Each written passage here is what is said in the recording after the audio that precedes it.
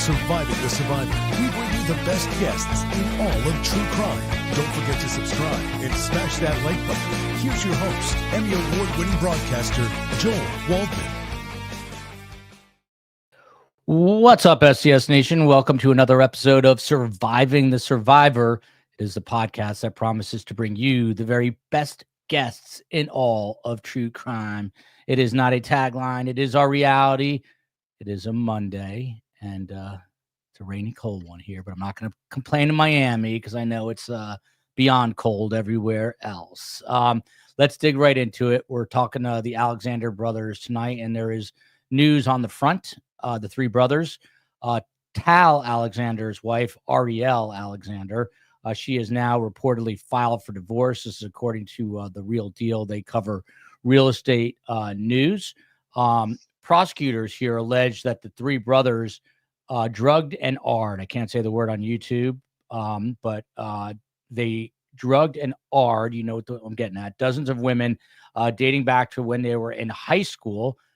Jessica and I talking offline a second ago. It was a public high school, which is interesting because of the amount of wealth that they do have.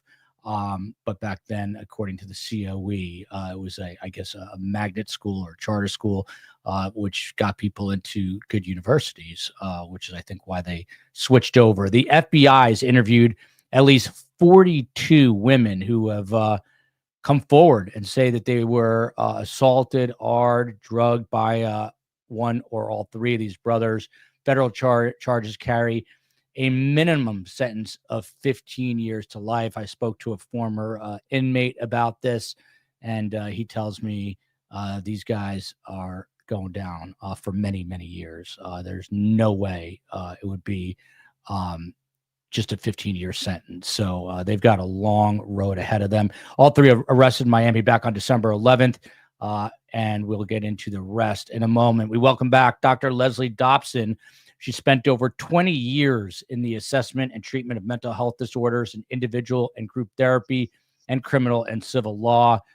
She works at a psych hospital, a big one, and she knows what goes on inside a predator's mind. In this case, we have three alleged predators, and we're going to dig into what are and what were they thinking. Next up, Jessica Mashali has a hard out, as they say, in 58 minutes, 8:30, bottom of the hour. She has her own office, Jessica Mashali, in Boca Raton, Florida. She represented Marsha Thompson, who defended herself against her husband, shot him. I think she shot him in the back too, right, Jessica? And there were some shots to the back. Yes, and Jessica still got her off a not guilty verdict. Very competent defense attorney. Last but not least, coming to us from California, far from the fires, I hope, Dr. Monty Miller, a leading forensic DNA expert. He provides expert services related to DNA, crime lab, crime scene investigation, paternity. The list goes on. So it's interesting. We have quite the array. We've got one criminal defense, one psychologist, one DNA expert. We're going to get into it all. If you guys know anyone who is an alleged victim of these brothers, please share our show with them. They have an open platform here. I've said it before. Since saying that, I have had a few people reach out. There is a victim who's going to come on anonymously Wednesday, 5 p.m. Eastern time, and she's going to talk about her story, what happened to her, which takes a lot of courage. I told her STS Nation is going to step up for her and be here Wednesday. She's hoping to get other victims to come and speak out, or other people who know about these brothers' alleged depraved acts. Okay, the three brothers are Alon, Oren, and Tal. The parents are immigrants from Israel, hence the Israeli name. So, Jessica, I'm going to see you're looking at the pictures right now, and that one on the bottom left is the father I believe he's in the blue suit there, and Tal is the far left. But a little bit of news. This is being reported by the New York Post. It's tough to get information, Jessica, about people in federal custody, but apparently they're on a Department of Corrections bus from Miami to New York City, a trip that they're saying could take 5 days because they got to make stops and pick up other defendants along the way. You have some of these criminal defendants as your clients. How miserable an experience is that? I always hear it's a horrible ordeal in those buses. It's definitely horrible. I would imagine because these particular defendants have plenty of money and plenty of access to media, and they can report anything that happens to them, that they would probably have it a little easier. But I certainly have had clients, and especially as a public defender, who essentially describe being hogtied and thrown in a van. And that's how they're brought from state to state. Yeah. Someone here is mentioning, and we're going to get rid of this photo right now. Someone's mentioning Diddy. Dr. Leslie, to you, by the way, there was a quote in the New York Post from a source up there saying it's the worst trip of their lives. It's the most horrifying thing ever. I've heard this from other inmates, so they're going to have an interesting bunch of years ahead of them. Dr. Leslie, they're going into a place called 4 North, reportedly. This is within the Metropolitan Detention Center in Brooklyn. It is a dorm facility that houses about 20 inmates, all of them high value. And right now you've got Sam Bankman-Fried in there, you've got Diddy in there, and you've got Luigi Mangione, the guy who allegedly murdered this healthcare CEO who's awaiting trial. What is that experience going to be like for these guys who are used to living a life of luxury? And as we go on, I obviously want to get into the meat and potatoes of what goes on if this is in fact proven to be true in a court of law. Just the depravity of these minds. But what is it going to be like for these guys in this special unit and one of the most notorious federal detention centers? I've been really impressed with what I've heard from that detention center and how they have handled. I haven't heard much about Luigi Mangione's treatment other than that Diddy's jealous of him. But I am very satisfied with the warden and the way that they have upheld the rules regardless of the notoriety of these individuals. And they need to live the prison life like everyone else. But I can imagine that they are going to be horrified, and they do not seem like people who have street smarts. I don't know that they'll immediately know what gangs to join or how to manipulate the real manipulators. They've been used to manipulating people in sales and money and high profile. They are meeting their match. And honestly, alleged or not, there's so much evidence coming out that I'm kind of looking forward to this. This is going to be where Jessica Mishali steps in and says, "Hey, wait a minute." But Dr. Monty, I am not a retained expert, so Dr. Monty, to you, if I may call you that, these crimes are alleged to have gone back to their high school days, which is like 2007, 2008. The twins are 37. The other brother is a year older at 38. Some women, contrary to what the defense lawyers have said, have filed police reports in the past. We don't know, or at least I don't know, about R kits that may have been collected by different evidence collection teams in different jurisdictions. By the way, this happened allegedly in New York City, the Hamptons, Aspen, you name, in Miami, obviously. So what about the preservation of DNA over a period of time this long? Well, I would imagine that, it was collected by a sexual assault nursing examination at a hospital, was taken to the crime lab. Those kinds of things are protected. They're usually put in a refrigerator or a freezer. Sometimes they're open. Different samples are put in different places.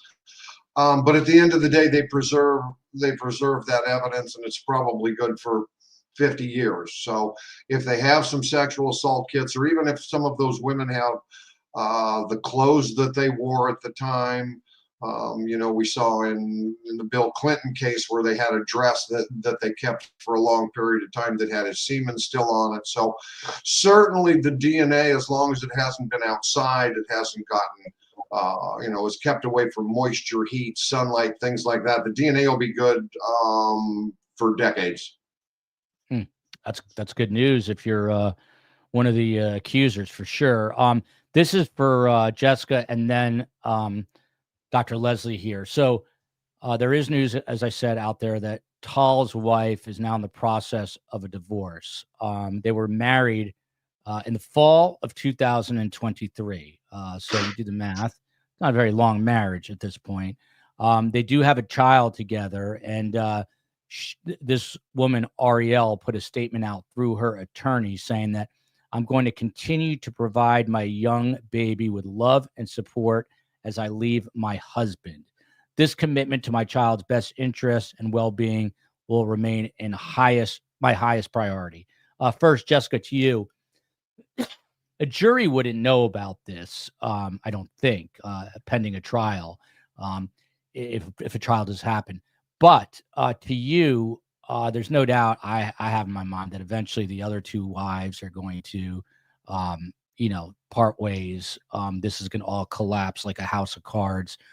From a criminal defense perspective, I guess how damaging is it to your client when your wife suddenly says, "See ya, don't want to be ya"? I think it's very damaging. So I think but I'm also a divorce lawyer. So my specialties are I had no idea. That's good. Specialties are criminal defense and family. Like my practice is half and half. So I'm very familiar with both sides, and many cases involve both, right? They cross over quite a bit. I think it's very damaging. So we've talked a lot about on the show how you try your case in the media first. There's no jury that these guys are ever going to have who hasn't seen the news, who's not going to know about this, right? Whether they say that in the courtroom or not, they know. So I think it's very damaging. And I also think that an experienced prosecutor would actually know how to bring it into the courtroom. There are ways in which that information could become admissible.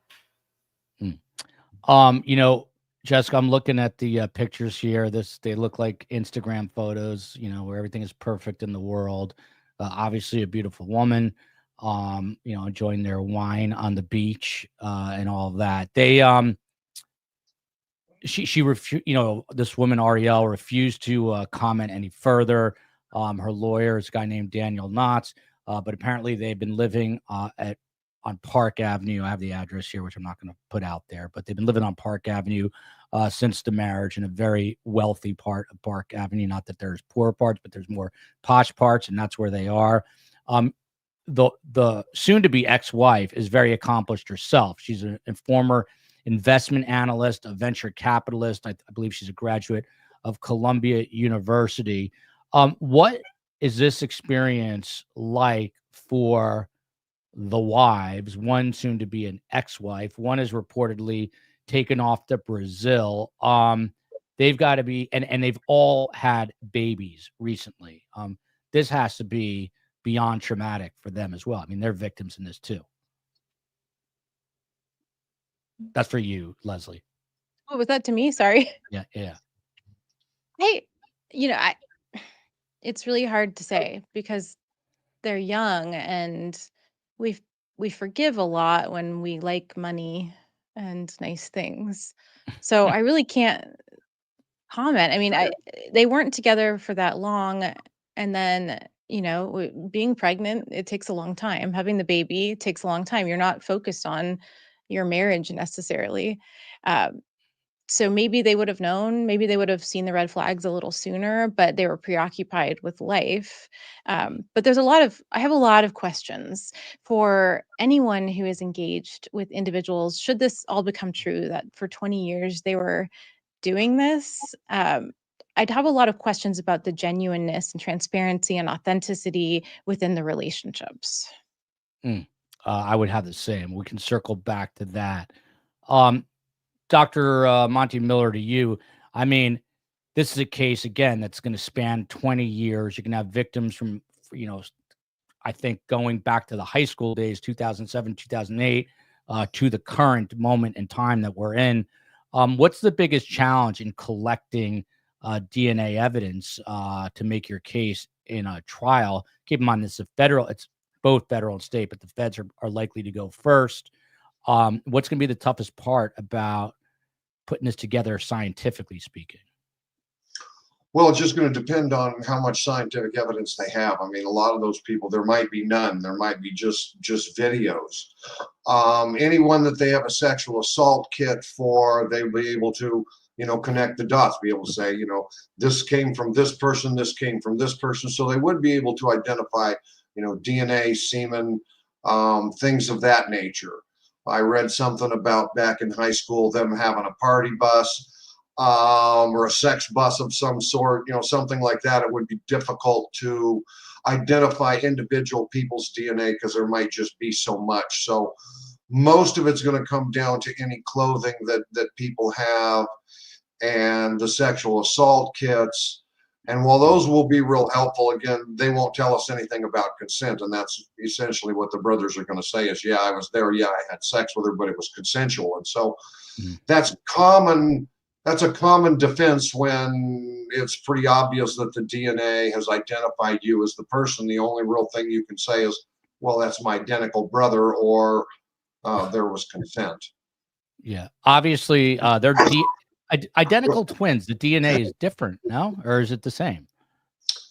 For forensic purposes and for most purposes, it's identical. It starts out as identical, but there are some, changes that happen as we get older, damage that happens for one thing. And there's also some differences in the way that some of the DNA is expressed. But as far as, forensic considerations are concerned, the DNA is going to be the same and they would be identical and you wouldn't be able to tell them apart. Once again, we've got a victim coming forward Wednesday at 5. Please spread the word. Please be here to support that person who is brave and speaking out, trying to get other victims corralled to help, put these people away. She is definitely still obviously experiencing trauma from this.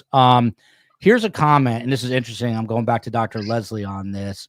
If I can get it to come up, which I can't, but it says they married for the money. COE, why can I not press? Anyway, it says they married for the money. This is really interesting. Normally, I would not bring this up, but this is relevant, I think. Ariels' father apparently is incredibly wealthy, too, in the real estate.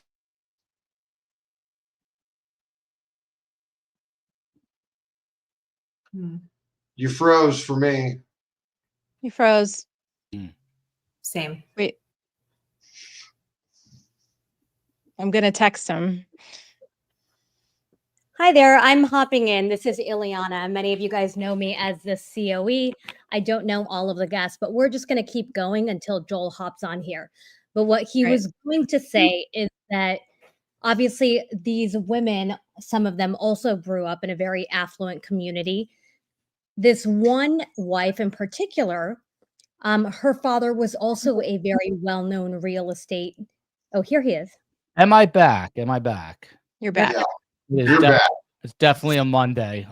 I'm now on nervous breakdown watch. So let's see if it happens again. I'll probably just walk home with my head hanging, let the COE take over. But anyway, so this story, like I was saying, is something I would not normally bring up. But in light of the circumstances, I thought it was really fascinating.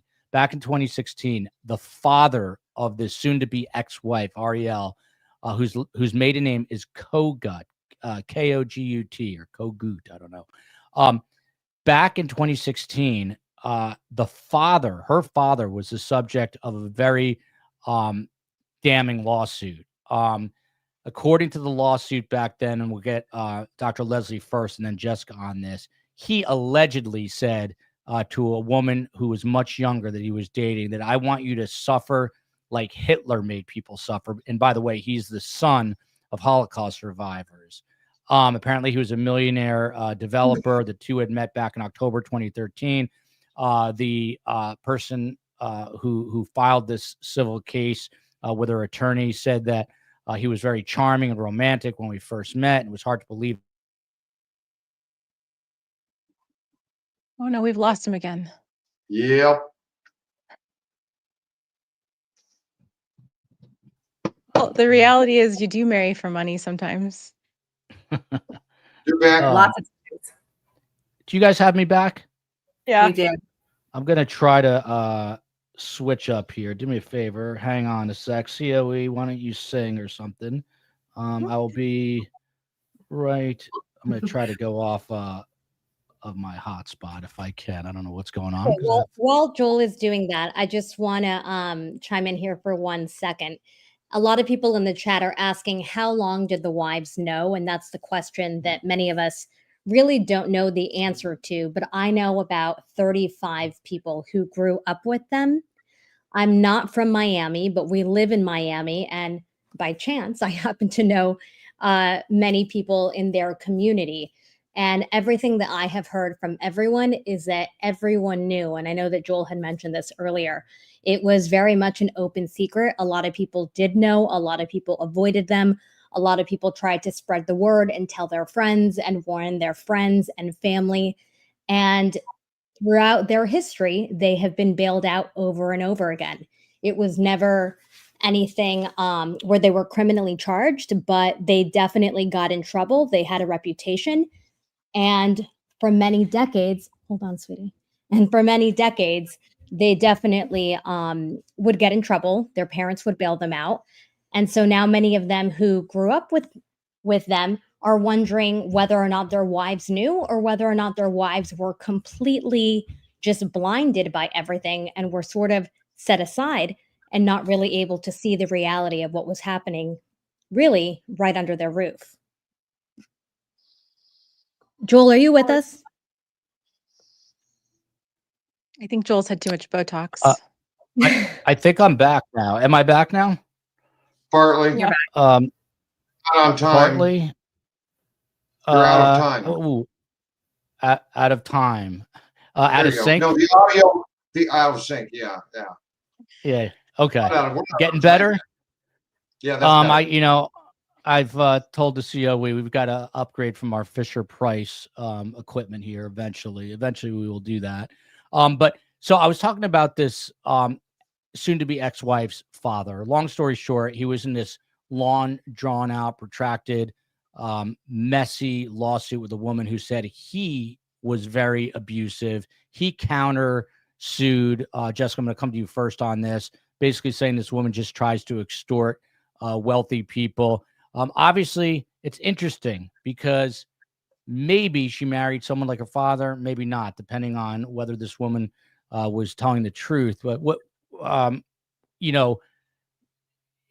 in terms of, like a civil lawsuit, I'll be honest, I don't know if they settled or not, but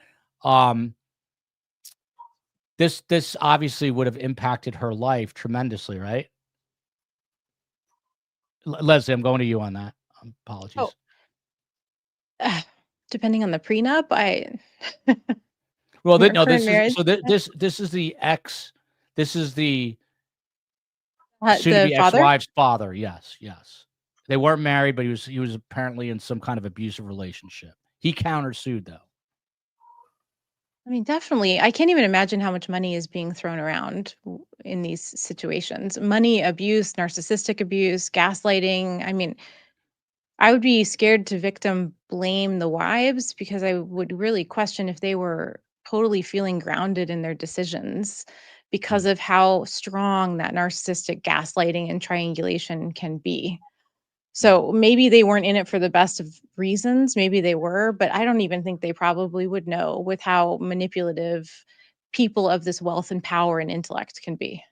Yeah. Jessica, here's a criminal defense / divorce attorney's question. Would the wife be able to testify against her husband if the divorce isn't final? I don't know if this is in like some sort of civil case or a criminal case. And by the way, in a criminal case, is the SDNY going to have the wives testify? What do you think? I think it's possible. It depends what they know.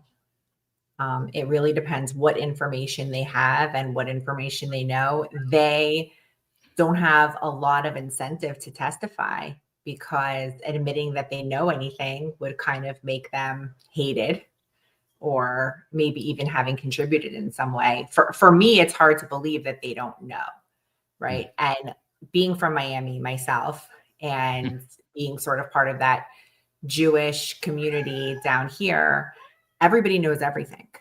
And people do not get married without investigating and finding out. And so much more so people of this sort of means and what they have available at their fingertips. They don't just get married without finding out what's going on. And so it's it's kind of hard to imagine that anybody would think that where there's smoke, there isn't fire. So if you find out that these guys have been accused 40 different times since they've been in high school in all different states, in all different places, and there's been police reports, but they're saying, oh no, every time it was just made up.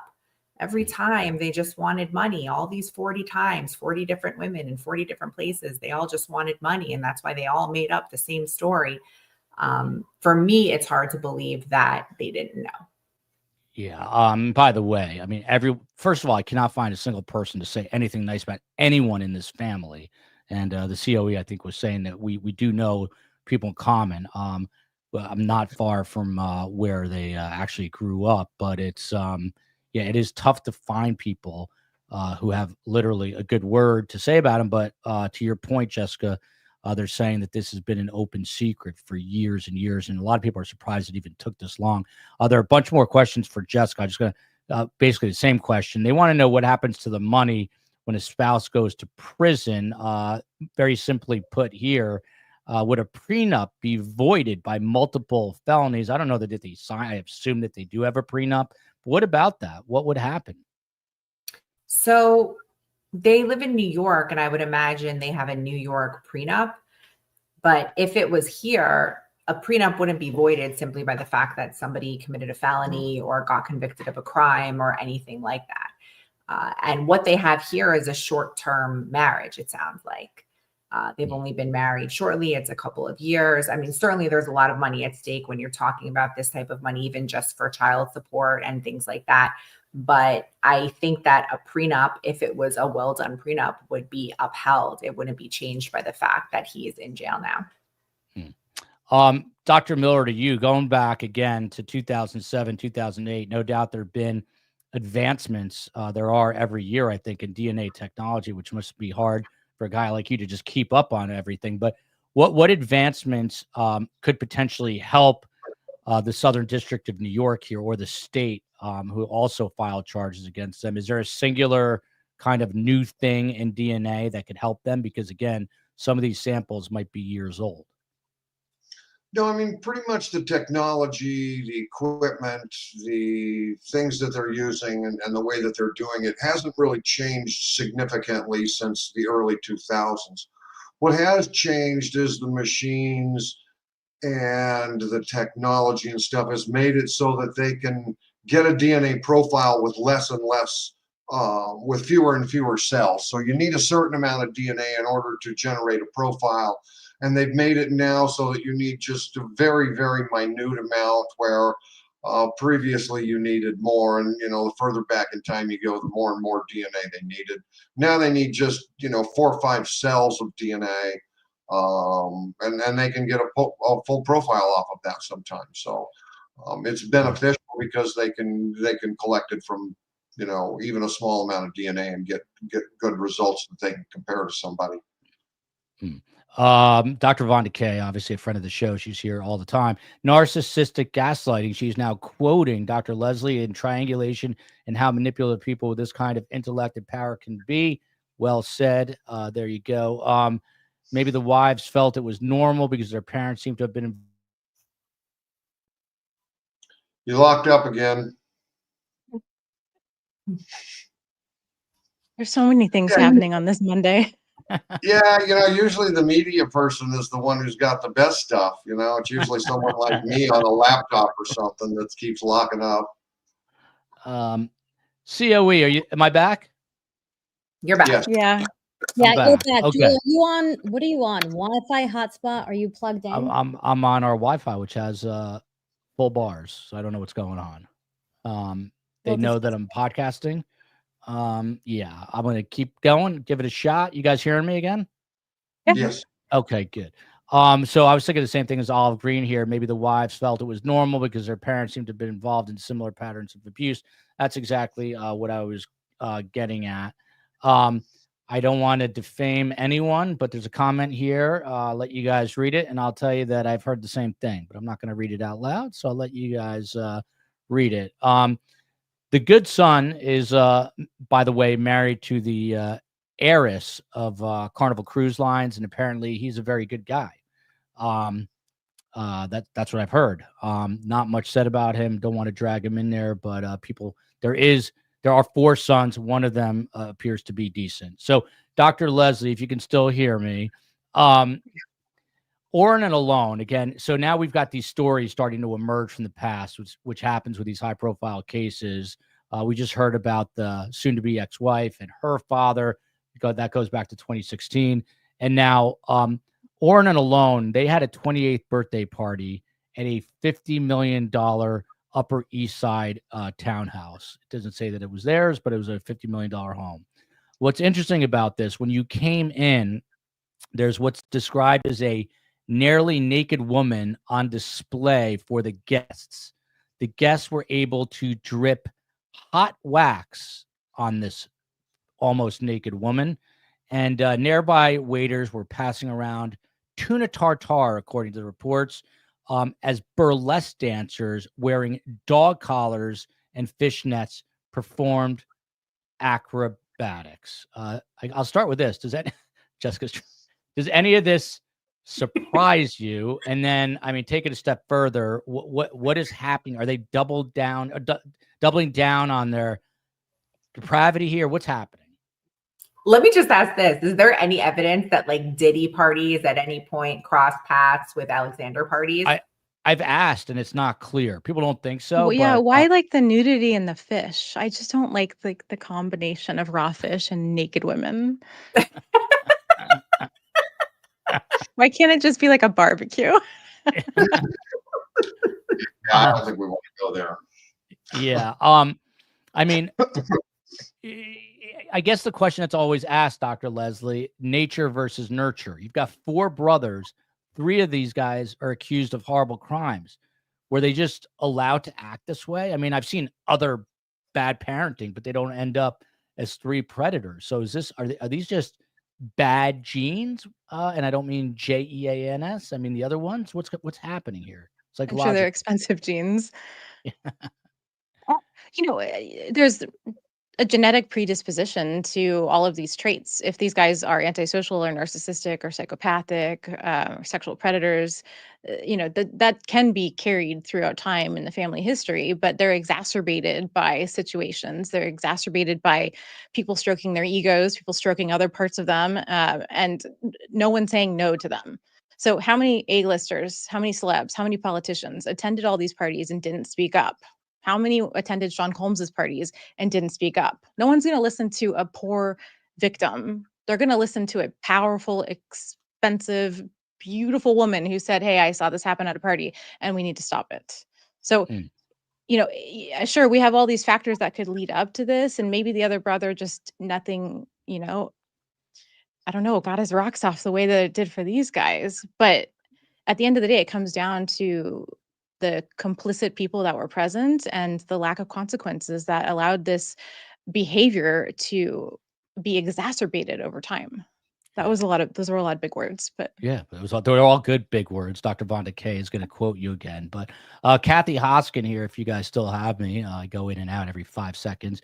Any women become pregnant because of the R's? Truthfully, I don't know the answer to that, but it's an interesting question. Jessica, I've heard other people say that there's also a big concern about potential, STDs.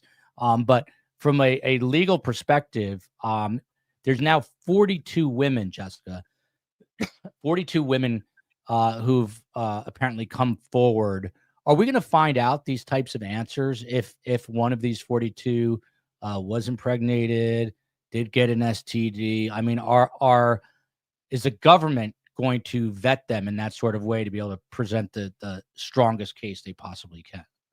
Absolutely.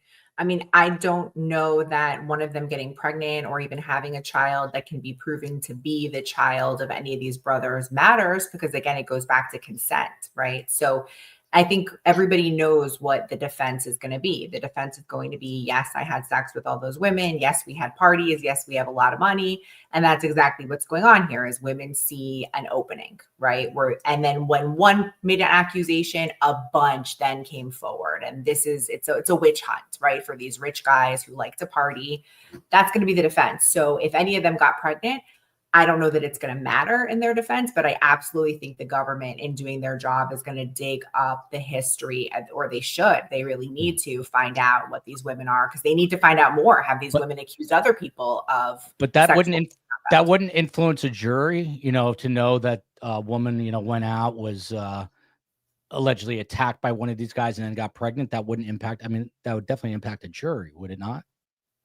In what sense? I think it really depends. I think it also depends specifically what the woman did. Like, has the father been paying her this entire time? Did she accept some sort of payoff? Is she getting child support? Does the father know anything about the child? Is he involved with the child's life?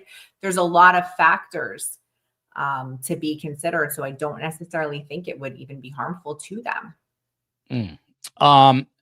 Jessica, back to you, and then we'll move back to Dr. Monty in a moment. But there's a report today which I didn't understand. First of all, these brothers are facing, again, federal and state charges, again, sex trafficking and violently R-ing these women, including drugging them. But obviously at this point we know they were denied bail, but they wanted to put up over 100 million per brother. And then I heard a number today that I didn't understand, that they were willing to put up $1 billion. Literally, that's what was said. I mean, first of all, I don't think they have that. What do you make of that? Or is that just crazy reporting that makes absolutely no sense? Honestly, I'm not sure. From what I understand, but again, what I'm getting is the same as you from the news of what their net worth is or what they have. I haven't been given to understand that they have $1 billion. So I don't think that they have that. However, if they were posting a bond in state, they could go to a bondsman and pay 10% of the bond that they intend to pose, but they'd have to have collateral of $1 billion. So they'd still have to have that net worth in order to be able to do that. Dr. Monty, to you, one of the things that's always being utilized these days, you always hear, is investigative genetic genealogy. There's a big issue with it in the Brian Koberger case right now. By the way, he has a hearing Thursday. We're going to take live with our Fisher Price equipment.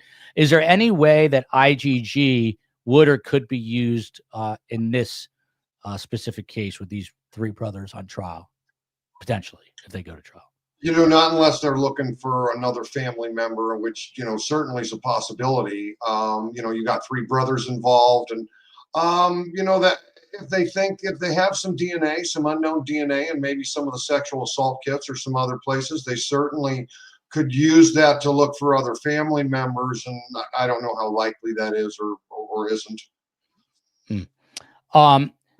We're going to get to this question in a minute, but someone in here, Sane Man, says Alexanders are an international mafioso family. I don't know if he's joking, but there was a quote which reminded me, Dr. Leslie, today in one of the New York papers, saying that former people who knew them formally described them as mafia-like in terms of kind of their vindictiveness, the way they stayed together as brothers. They would come back at you if you crossed them, et cetera, et cetera. But Debbie Blair raises a good question.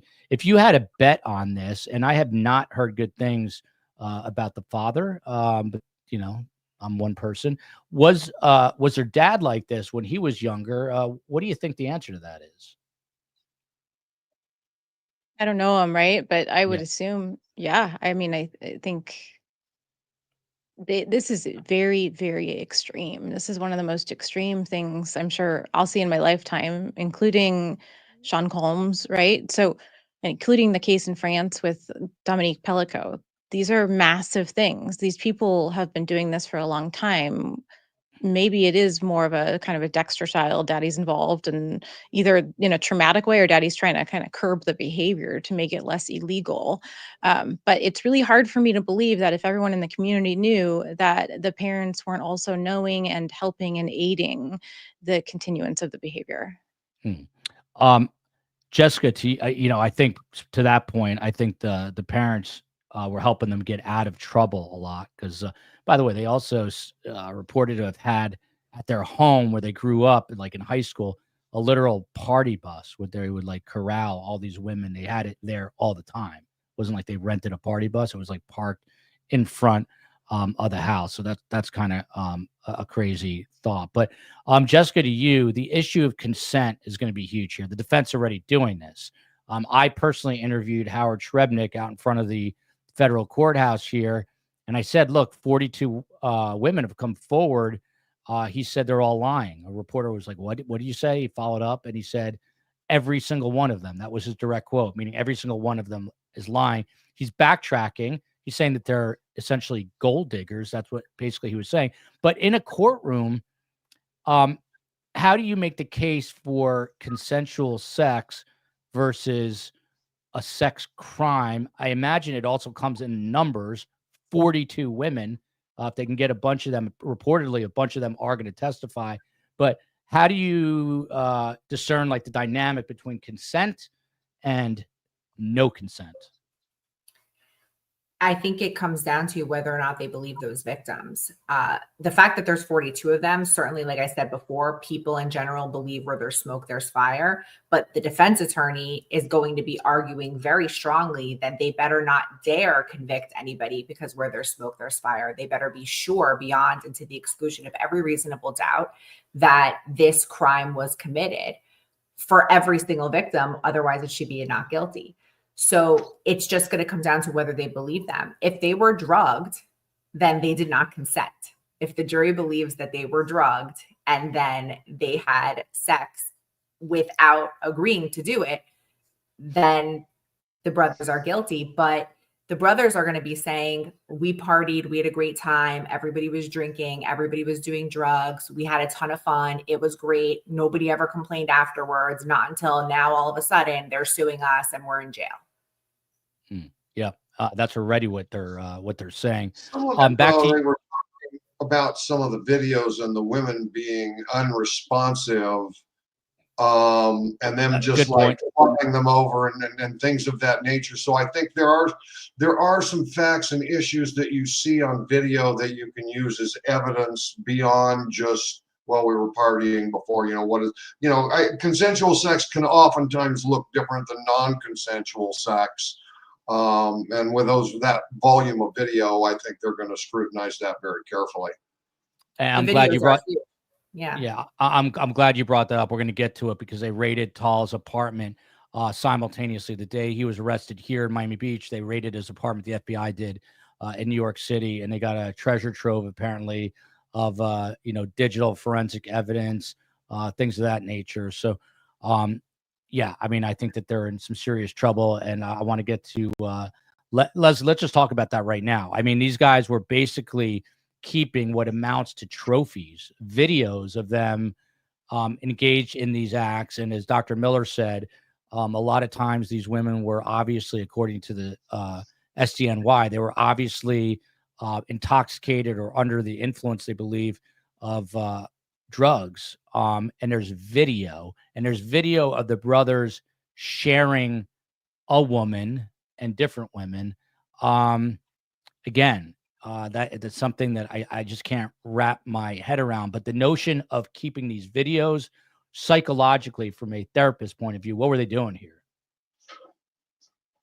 I mean, I definitely think there's trophy keeping, but I would imagine they were blackmailing people. And, there's a reason that this has not come out to this degree for so many years. People are probably terrified. We've got reputation issues. We have financial issues. These guys are rich enough to ruin lives. And I'm sure they have ruined many lives. If it doesn't mean the sex stuff, it could mean other stuff. But I think where I come in as the expert in the case is I do these really intense psychological assessments on the people coming forward, and I'll do it on the defendants as well, but I will assess for the truthfulness, and I will do that through hours, days and days of intense objective psychological assessments. And we look at malingering, we look at feigning, we look at the personality, we look at the whole freaking life up to the date of the alleged injury and then afterwards, and how did that impact them, and how does that compare to people who also had similar injuries in research. So we have literal evidence, but we also have substantial psychological evidence that these victims are going to be able to provide as soon as they are assigned expert psychologists. I saw things start to go out while you were answering, but luckily, hopefully I'm back here. It's probably the most anxiety provoking show I've ever done. Have a huge headache on a Monday. I hate Mondays. Maybe I won't do shows on Mondays anymore. You heard the COE. We got to talk when you get back. She's going to yell at me that I'm not hardwired. Then I'm going to have to call Jessica Mishali and ask for advice. It's a whole cascading, you know, series of events here. But to you, Jessica, from Violet here, this is a great question. Were there allegations against others whom attended the parties? Could they be making deals to testify against the Alexanders? So we do know that there is male 1 and male 2, because they also have WhatsApp messages, electronic, forensic evidence. So are they leaning on people like male 1 and male 2? And by the way, a friend of theirs, a 4th defendant, was also arrested, Ohad Fisherman, only facing state charges. He is Carm, my mother's neighbor in the same building. I was looking for him this weekend when I was there. But Miami is a small place. What about this notion of, these other unnamed defendants who aren't defendants yet, but unnamed in the WhatsApp messages of them being leaned on to come spill the beans? Definitely. I mean, in the federal case, absolutely. I always say on your show that the Fed just operates differently, which is why I only practice in state, because I like to win, right? But the Fed does not leave any stone unturned. And obviously there are witnesses. Obviously there are many people who have eyewitness experience, knowing exactly what was going on here and who can add to these cases. And I don't think all of them are going to stay quiet. This was interesting to me. I apologize. It's another kind of defense legal question. So Jessica, to you, and Monty, feel free to weigh in on this, because this has to do with a polygraph. On Passover, you read the 4 questions. Well, they asked Oren 4 questions in trying to get him out on bail. They basically said, hey, we administered our own polygraph. We had a retired FBI agent do it. There were 4 questions, which Oren tested that he was being truthful on. Number 1, did you have sex with victim 2 when you knew she had been covertly given drugs? No. In New York, did you have sex with victim 2 when you knew she had been covertly given drugs? Which sounds like the same question, but it's a minor difference. No. It goes on. There are 4 questions like this that are almost identical. And the retired FBI agent said there were no significant reactions indicative of deception. I mean, that's great if you're a criminal defense attorney to use that, but then the government's going to come back and say, well, there's 41 other women. You asked about one accuser, and there's 41 others of them, and you basically were asking the same question. So what was like the point of this? I think that is disappointing legal work, unless there's something we still don't know that they're coming back with, and then I'll be schooled on something cool to do on a future case. But what I see right now, I think, is very disappointing. Why would you ask about just that one victim? It almost implies guilt for others, not to mention that polygraphs are not admissible in court. So the only reason I could think of initially of why they would do that was to leak it to the media, right? Polygraphs are not admissible in court, but if you do your own polygraph and you do it with a retired FBI agent, you then leak to the media, we did a polygraph, we're not guilty. But just on this 4 questions, just on this one person, it looks so odd. And I can't understand for the life of me why a criminal defense attorney would do that. Media stunt. Go ahead. Now, there is a polygraph that you can do on the penis with a condom catheter, and I would be very curious how they respond to those. What was that? What? I never pronounce it right, but the penile polismograph. I don't know. There isn't actually case law. I've never heard of that. I'm gonna have to look. Yeah. Tell us. Yeah, that was hold everything. I had this fellowship. Phenolograph or something. No, that's that. Polismograph? I can't say it right. So how does that? Yeah, you put Leslie, how does that work? You don't as a woman, but like usually it's a man on man thing. You put the condom on them and you show them a series of photographs and you ask them questions and you track their excitement, and you track it by like the second, and you can determine the differentiation between the stimulus you're showing them. you learn something new every day. The COE is already on it. A penile plethysmograph. It's so hard to Wow. say. If anyone in STS Nation knew about this before, please let us know. I'm also scrolling to the bottom of, I'm having a weird tingling sensation right now, but I'm scrolling to the bottom of my comments here. So if you have questions for the best guest, now is your time. I'm literally getting, my head's going to explode from the stress on my end of this tech disaster. Dr. Miller, to you. Here's an interesting thing. We just talked about how sometimes these brothers would share an accuser. And what do you do when it comes to, and you were just talking about twins, but what about mixed DNA samples? What if it was the older brother and one of the twins? What happens in these cases? Or male number one, and there's a male number two. There could be a male 870. I don't know yet. We don't know yet. Yeah, and then that's a real problem with DNA. You know, when you have one person in there, it's not a problem to identify their DNA. When you have two people, and you know, say you have a sexual assault kit, you know, you have the known DNA of the victim as well as one other person. It's not too hard to separate those out. You start getting 3 and 4 people, it starts getting much more difficult. But if you have the known DNA, like you know it's this brother and this brother and this woman, it's a lot easier. The brothers are also going to share some DNA. So, you know, if all the DNA can be accounted for, you know, in a 3-person mixture, even a 4-person mixture, they can be deciphered. But once you get like 5 people or 6 people, you have no chance. And a lot of times when you have even 3 and 4 people, if you don't have their known DNA to make a comparison, you can't tell which DNA came from which person, so you can't really develop a profile. Yeah. Dr. Miller, I mean, I assume you testify at, like, you know, in sex crimes cases and trials. Do you have any sort of, I guess, you know, not official data? You know, does the defendant tend to lose these cases, win these cases? Is it per case? How do you see it? You know, for the most part, I honestly don't know. I try to just be a scientist and be an interpreter and tell people these are the tests that we're running, this is what they mean, so that they can make difficult decisions. So a lot of times I don't actually find the results or find out. But in cases like this, you know, given the enormity of the information, the potential for DNA, certainly the videos, it looks to me like these 2 guys are going to have a hard time. You know, particularly if they find a victim in there that they have a video of her being drunk or incapacitated, and she says, no, I didn't consent to that. We weren't having sex and just partying earlier. I was drugged and raped. That's going to be really powerful evidence. So I would suspect they're going to be able to find at least 1 or 2 women like that from all of those videos, and I think it's going to be really uphill battle for these guys. I don't see them.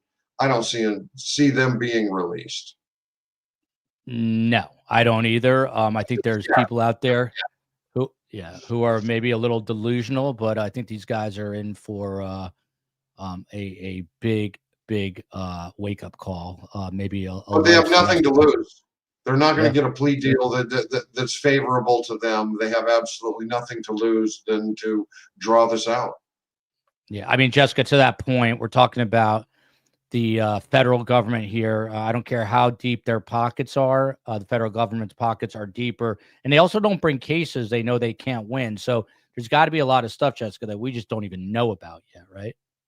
I totally agree. I mean, the videos alone would be enough, right? We're talking about DNA and all these other things, witnesses. And I think that they probably have a little bit of everything, but just the videos would be enough. One victim, right? If they have one credible victim and one video, that can be enough. I don't think they brought the evidence, especially against these sort of defendants.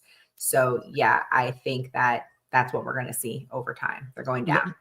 I know there's no way to like quantify this, but if 42 women come forward, how many do you think would have to testify at trial to make the case kind of like a done deal? Is there a number? I mean, it could be 1, right? But if you have 15 or 25, like, does that seal the deal?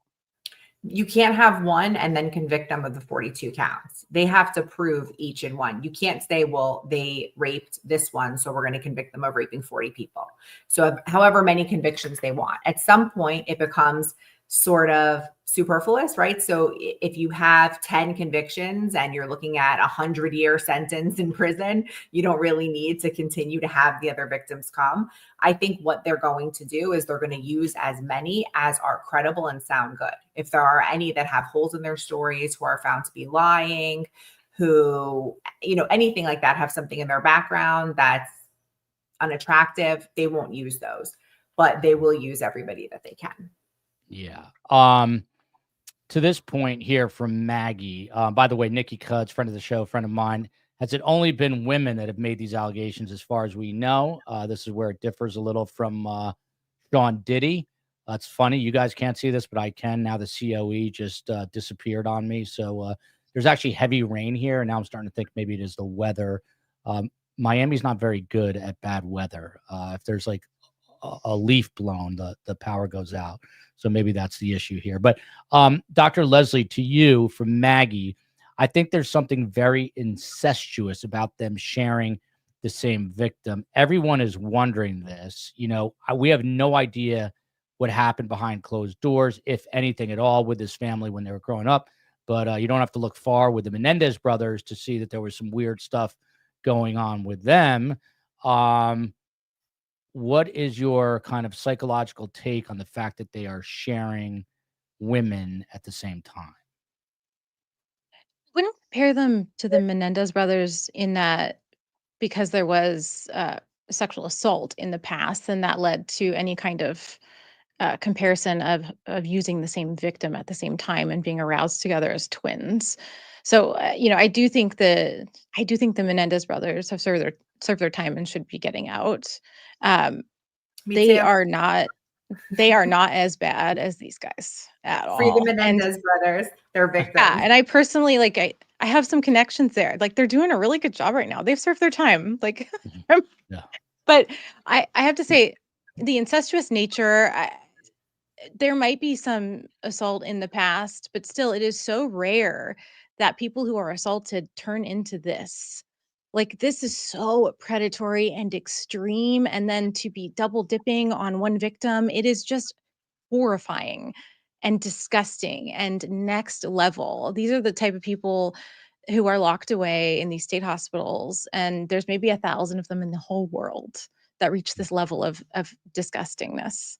But I also wanted to just mention, I'm terrified for the victims who have to testify and who have to deal with being hammered by attorneys over their story. And I just want to throw it out there that your legal team can hire a therapist, can hire someone to help walk this line with you, and not just a lawyer. And I think that's a beautiful thing in a case like this, when they are going to be hammered on the stand. Speaking of that, Dr. Leslie, since we're on air right now and I'm not buffering, Wednesday would be 2 p.m. your time. If you're interested, I'd love to have you join, because I'm going to get a psychologist or 2 or 3, and the victim knows this. She actually was good with it and wants it. So if you're available, I'd love to have you on that show. I think you could help her quite a bit. Dr. Monty already mentioned identical twins have basically the same DNA, unless you really, really break it down. Dr. Miller, to you, DNA is one of these things that no one, at least I'm saying this for myself, I don't really understand. I kind of just take it at the expert's word about what is happening, because it's a science that I just have never studied. But pull back kind of the proverbial curtain. Like, what happens with all these DNA samples when this goes to trial? What, are they've all, I guess, been tested previously in some kind of lab. Now, does the government take them and test them in the same lab? What happens here? Well, basically what happens is they take it and they run the DNA from the evidence, and then they run DNA from individuals. They do a comparison and they try to see if the DNA matches. And then statistically, if you imagine that, it's like having 50 lottery numbers that you have to hit. And so what is the likelihood that you hit 50 out of 50? And they're actually 25 separate pairs, each individually statistically is a pair, and there's 25 of these, and so the likelihood of you being able to match is just astronomical. Sometimes when we have some of those difficult mixtures and we get into court, we actually show the DNA graphs. They're not too hard to break down and to show the basics of how they work. But a lot of times it's just a matter of this matches him, and the statistics are so high, it's unlikely that anybody else has ever had that DNA. So a lot of it comes down to the statistics. We don't often show the graphs, except in difficult cases when, for example, I want to show the jury or the judge where the crime lab is saying, hey, this matches, and we think it's his DNA. And I want to put it up there and go, well, based on what? I don't think it's his DNA. And you certainly can't prove it's his DNA, but you might be able to say it's a partial match. Or, so sometimes there's disagreements, and it's not so hard to decipher the graphs that they're sometimes useful in court, though most of the time it's just a statistics thing that you've just matched 50 out of 50 numbers, and there's no one else on earth that's going to do that. I'm taking some notes because I have something else to ask you. But from Cindy here, Jessica has to go at the bottom of the hour, which is right now. So, Jessica, this final question. Do the brothers are either on their way or just getting to or still en route to MDC Brooklyn? There's a chance that they might send one to Rikers, possibly. Do the brothers see each other and get to talk? Will they be in the same van together? Interesting questions. I mean, it's got to be a problem, right? Because then they can create some sort of. They had time. They didn't flee, and they had time to concoct a story. They knew they were being investigated. But what about the separation issue? And by the way, I don't know if this is serious. Here we go again. Female version, a vaginal. I won't even try it. Photoplethysmograph. There you go. So is that true, Leslie? There's one for women too. Wow. Yeah, there's also computer software where it's non-invasive. I would probably stay away from that one. Yeah, It's pretty invasive. I would like to know how many times that thing has actually been used, but I also like to meet the guy who super invented big it. super big in the 80s. I'm not sure. It kind of like fizzled out. So Jessica, what about this issue of keeping them separated, and your final thoughts on where this heads next?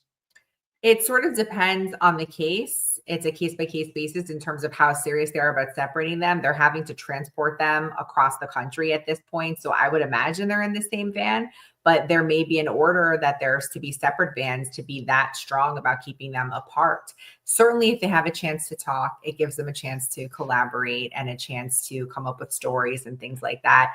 That is why generally there is an order for co-defendants or co-conspirators in a case not to have contact with each other, whether they're in custody or not.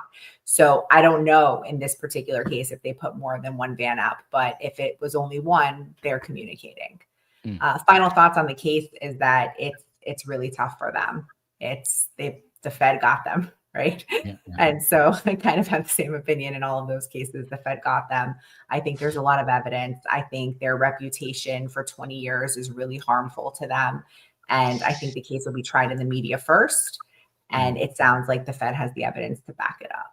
Yeah, Jessica, real quick. I mean, Dr. Monty mentioned this earlier. They're not going to cut a deal with these guys, right? If they have the evidence. So there are deals in cases with lots of evidence, but they're not sweet deals, right? So the deal might be 20 years. And the brothers who have gotten out of anything and everything they've ever done wrong and have always had enough money to pay their way out are not likely to take that, right? I mean, in these cases too, with a lot of money down the road at some point, we hear different things too, like attempted payoffs toward witnesses, toward jury members, toward jail guards. I mean, there's just so many things that happen when you have this much money. And it's not likely that they're just going to lay down and take a deal for something like 20 years or more. Thank you, Jessica. She's awesome. Criminal defense attorney out of Boca. We will have you back on soon. Appreciate the analysis. Sorry for the Fisher Price disaster, and we'll talk to you soon. Few more minutes, and then we'll get some final thoughts here. This is an interesting point. Can you imagine how relieved the good brother is that he didn't go down that same route?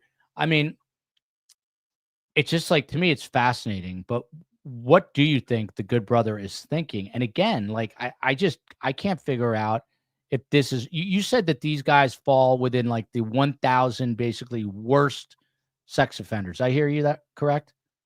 Yeah, I mean, we Yeah. don't have a lot of facilities for people like this. I mean, this is crazy. So, I mean, what do you think the so-called good brother is thinking right now?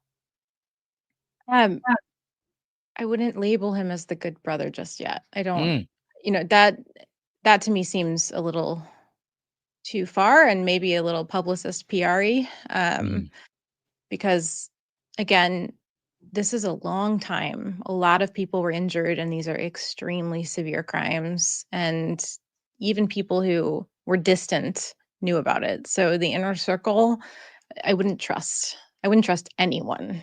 yeah. Nikki Cuds with a good question for you. Why do you think they didn't flee? Same with Diddy.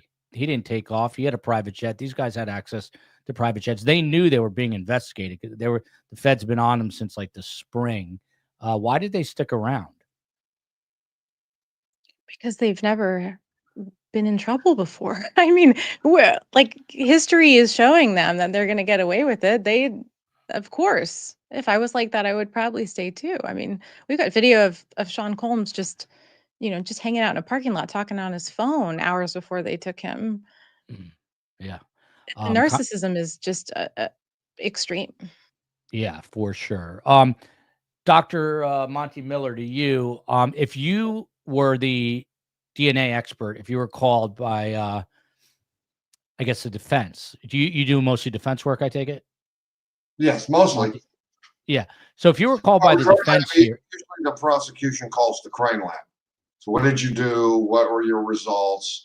And so most often I'm called in to just explain it in everyday language in case the prosecution either the crime lab either gets it wrong or doesn't explain the things that are beneficial to the prosecution. So yeah, I usually do work for the defense. Yes.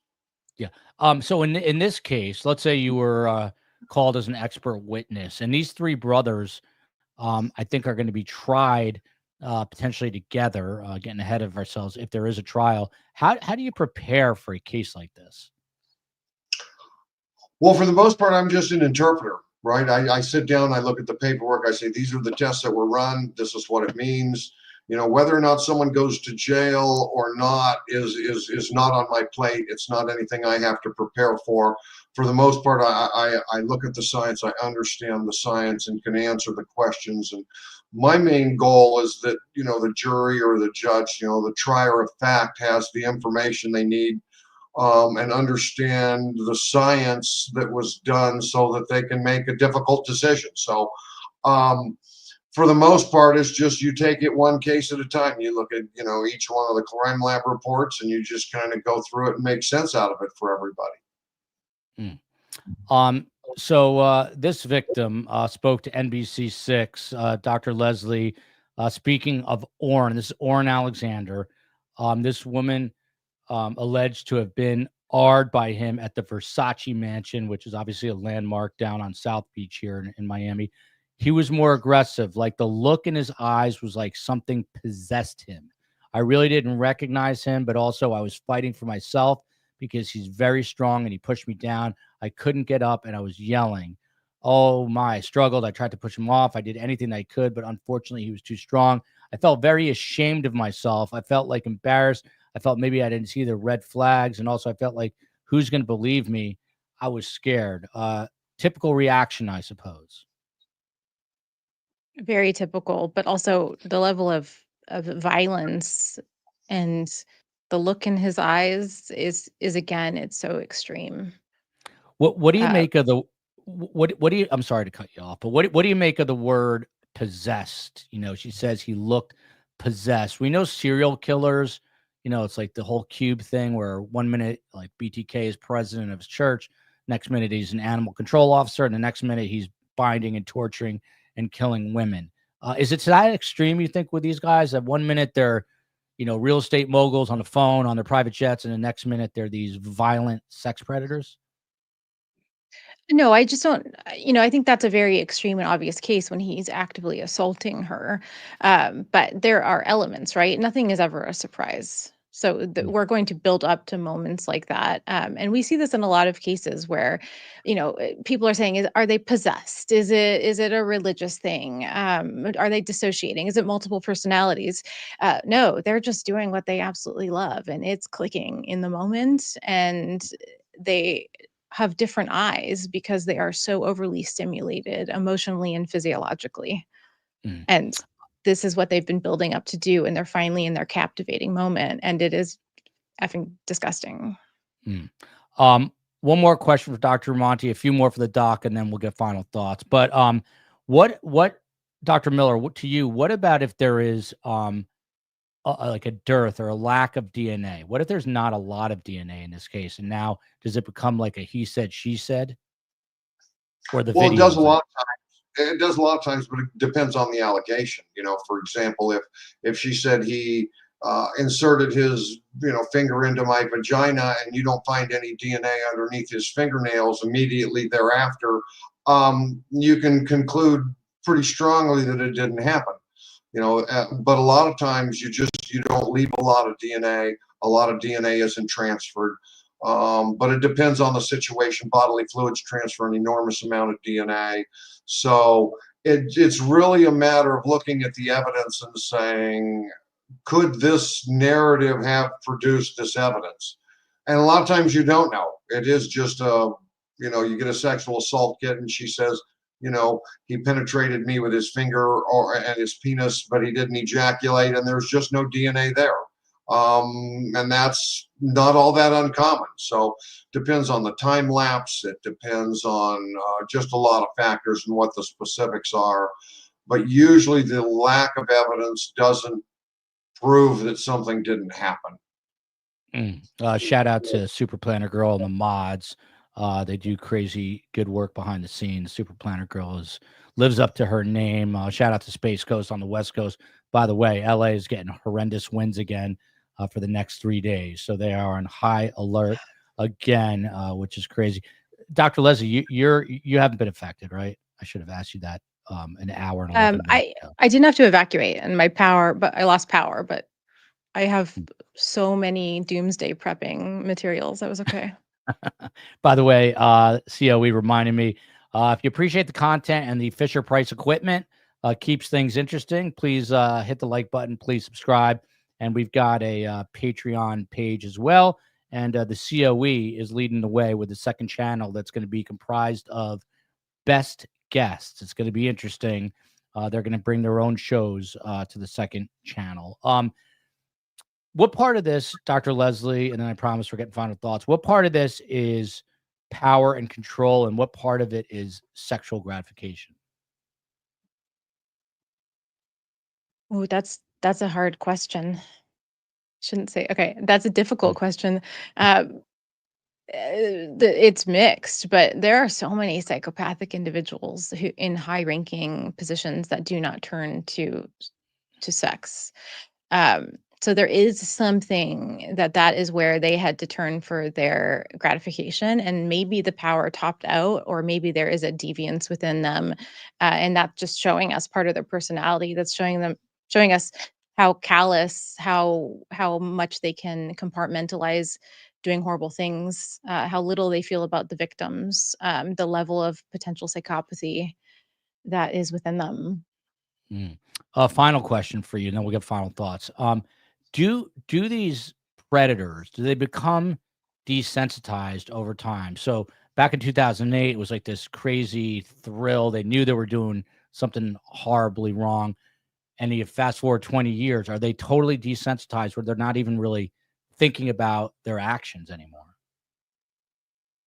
Yes, but you also need to be sensitized enough to enjoy your actions as a person who is graping or R-ing.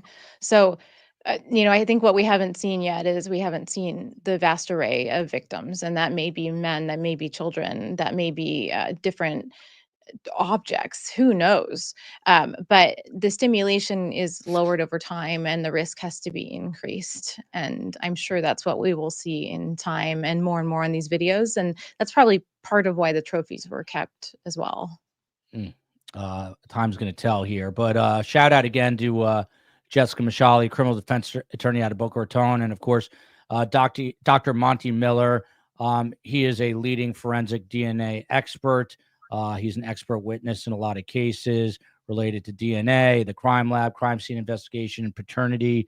Dr. Monty Miller, from your perspective as a scientist, as a DNA expert, if they have some, is it case closed for the government here? Are these brothers in big trouble? I mean, I think it's going to come down to the consent issue. I mean, it really is. I think the videos and the DNA and all of those things are going to be able to establish, I believe, from what I've read, that sexual intercourse took place. But they're going to look at the sexual assault nursing examinations and see if, what kind of injuries there are. They're going to look at the videos and see if those women were even capable of consenting. And particularly if they're able to find some women that said, no, that wasn't consensual, and they've got a video of her, and they've got some DNA, it's not really a question of whether or not they were having sex with them. I don't think we actually need the DNA for that, and we certainly have the video. For any woman we don't have a video, then of course, the DNA. But really, it's going to come down to that consent issue, I think. I think that's going to be the thing. Well, I know this is not your area of expertise, Dr. Monty Miller, but I mean, you've been in enough courtrooms giving expert advice. The impact of DNA is obviously strong, but if jurors, particularly female jurors, are watching video, and these women are having acts done to them, either while they're under the influence, state of undress, whatever it is, that's got to have just as much, if not a stronger impact, don't you think, on the jurors? I think it'll have more, because all of those women are going to see, and even some men are going to see themselves in that situation of what would I do? How would I feel? I mean, they're drunk, they're incapacitated. I think it's going to be more that those guys are going to have to prove that it was consensual when you get those kinds of videos. And that's really impactful. I mean, it's impactful to me when I'm sitting in court and I see those things, and I can see that woman is clearly incapacitated. It's very impactful. I think that's going to be, the most dramatic thing that they have. By the way, you guys know that we've been following the Letcher County, Kentucky story where a sheriff shot and killed a judge. Well, I've got multiple sources now because of the show coming forward, and what's going on there is, for lack of a better word, bonkers. So we're going to try to do a show tomorrow at 12:30 p.m. Because I know a lot of people overseas, that's a better time, and I've got something going on tomorrow night. So keep an eye out for that. I'll tweet it out at Podcast STS on Instagram, at Surviving the Survivor. Dr. Leslie Dobson, she's been over 20 years in the assessment and treatment of mental health disorders in individual and group therapy and criminal and civil law. Bottom line is she works closely with demented and criminal and depraved minds. And again, I'm stunned, Dr. Leslie, because you're basically saying these are the top 1%ers when it comes to predators, not just wealth. They're obviously top 1%ers with wealth, but and it seems like there's quite a few top 1%ers, by the way, that are predators. Diddy, Weinstein, Epstein. What's happening here with the super wealthy and this whole predator issue? I mean, obviously the vast majority are not, but what about the fact that there's so many high profile, uber wealthy predators? And your final thoughts here? I think they have access, and no one has ever said no. And people want to ride their coattails and boost their egos, and they need more and more stimulation over time.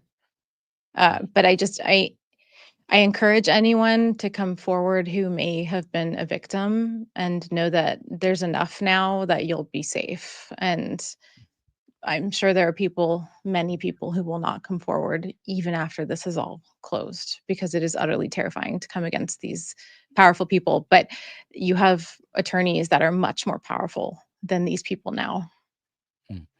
Really well said. And I'm glad you brought that up. It just gave me the chills. We do have a victim coming forward on the show anonymously, who we vetted, obviously.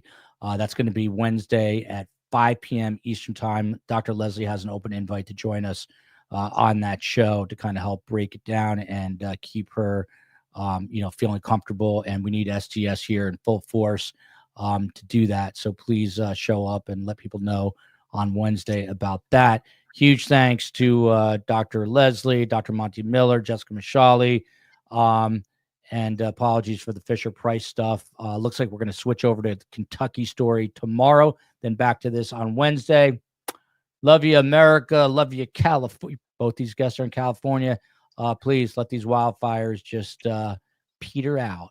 Do not let those winds pick up. Let them go away. And everybody stay safe, happy. And I'm glad Monday's over. We'll see you guys tomorrow. Guys, stick around 1 second.